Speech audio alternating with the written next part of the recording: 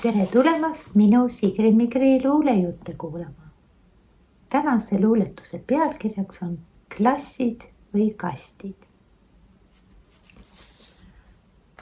Klassid või kastid.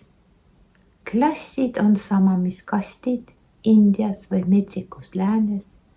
Madalad, kõrged mastid märgivad hääled ja sihid, perejõu võimsuse asted, soovide unelmalastid, näilise rikkuse vasted, tõelise rikkuse kihid, kellele kaebad või pihid, kus pole samud sihid.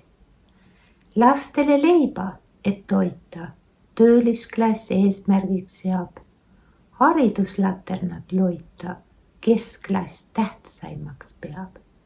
Vereliin, anded ja vanded, kõrgklassi peamine püüd, omad neil alati omad, seaduses õiged, ei süüd.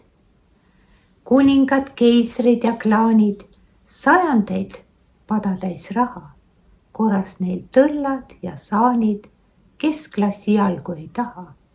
Vähem veel lärmakat alamklassi, kaunites paikades kohata. Nähes neid masse, ilu läheb sassi, suurilma daamidel üle jääb ohata.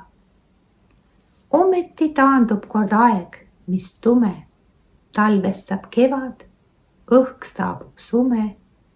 Troonilt siis kukuvad valskus ja vale, aeg näitab, kellel neist puhtaks jääb pale. Tänan kuulamast, kohtumiseni!